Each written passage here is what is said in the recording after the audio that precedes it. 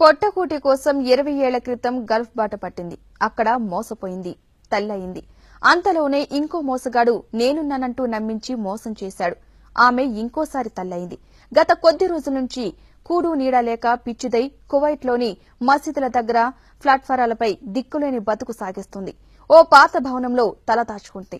అక్కడి తెలుగువారు ఇచ్చే ఆహారంతో తన పిల్లలను కాపాడుకుంటుంది. కువైట్లోని మాలియాలో ఈమె 2 పిల్లల్ని తీసుకుని మసీద్ దగ్గర పార్కింగ్ల దగ్గర నిద్రపోతోందని తెలిసి ఈమె గురించి ఆరా తీసి ఆమె వివరాలు సేకరించాలని అక్కడ తెలుగువారు ప్రయత్నించారు. ఈ తల్లి తన పేరు కూడా చెప్పలేని పరిస్థితుల్లో కువైట్లోని హవల్లీ అనే ఏరియాలో ఉంది. మతిస్థిమితం లేక తన పేరు ఊరు కూడా చెప్పలేని స్థితిలో ఉంది. అయితే ఈమె తన మాతృప్రేమను ఏమాత్రం మరవలేదు.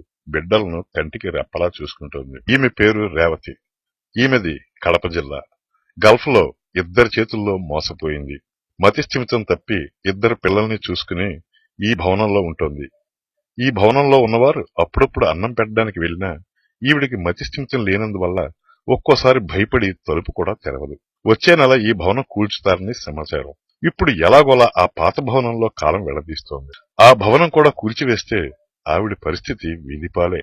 మన ఎంబసీ వారు గాని, కువైట్లోని తెలుగు సంఘాల వారు గాని, మన ఆంధ్రప్రదేశ్ ప్రభుత్వం చొరవ తీసుకుని ఈవిడ్ని ఇండియాకు పంపడానికి ప్రయత్నించాలని కువైట్ లో ఉన్న తెలుగువారు కోరుతున్నారు. కువైట్ లో గత 20 ఏళ్లుగా ఉంటున్న కడప జిల్లా రైల్వే కోడూరుకు చెందిన బోడపు మస్తాన్ మాట్లాడుతూ ఈ మహిళ పేరు రేవతి అని, రైల్వే కోడూరు మండలం కొండారెడ్డిపాడు గ్రామానికి చెందిన చెంగల్రాయులు మునెమ్మల కుమార్తె అని చెప్తున్నాడు. ఇక్కడ కడపలో పరిస్థితి కూడా అలాగే ఉంది.